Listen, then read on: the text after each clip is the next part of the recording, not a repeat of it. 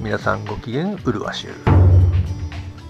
フィニッシングモーターとは、ロッドにガイドを取り付けるときなどにエポキシ剤などが垂れないようにロッドを回転させて乾かす代物です。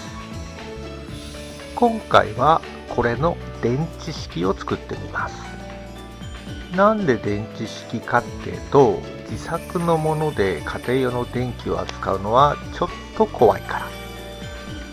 発熱とか発火とかしたら嫌じゃんって理由。特にフィニッシングモーターは何時間も動かし続けるので、ずっとそばに入れないからね。ってことで必要となるのは、タミヤ楽しい工作シリーズナンバー189ミニモーター低速ギアボックス4速。タミヤってだけでテンション爆上がりですよ。私の思考回路はコロコロとボンボンでできてます。あとは電池ボックスも購入。同じくタミヤ楽しい工作シリーズナンバー150インチ単3電池ボックス2本用スイッチ付き。これはまあ工夫して電池を直でつなぐなら必要なしで、ユニバーサルプレートという低速ギアボックスを安定させる台座もあるので、こちらはお好みで。まずは低速ギアボックスの組み立て。とにもかくにもまあパーツ類が小さい。ドライバーも精密ドライバーが必要。人によってはピンセットも必要。はずきルーペも買ってこい。で、まあだいたい30分40分ぐらいで出来上がります。同様に電池ボックスも作って低速ギアとくっつければ完成。低速ギアボックスは4つのギア比を選べるんですが、今回は一番遅い 661.2 対1に設定。多分7秒で1回転ぐらい。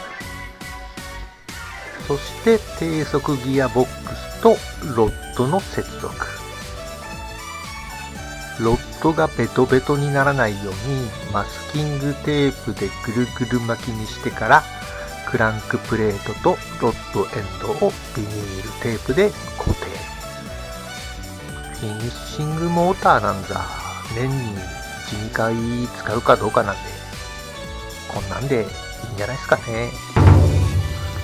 で、ティップ側でロッドを支えるアイテムも必要。これはまあ何でもいいよ。家に転がってた洗濯バサミ3つで出来上がり。あとはロッドエンドとロッドティップの高さが床と平行になるように調整すれば OK。 ちょうどいい段ボールがあったのでそれを利用。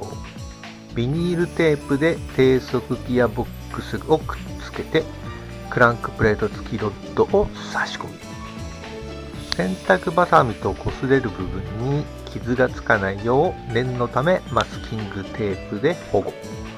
ロッドはいいが洗濯バサミに傷がつくのが嫌だって人も保護してください。スイッチオン。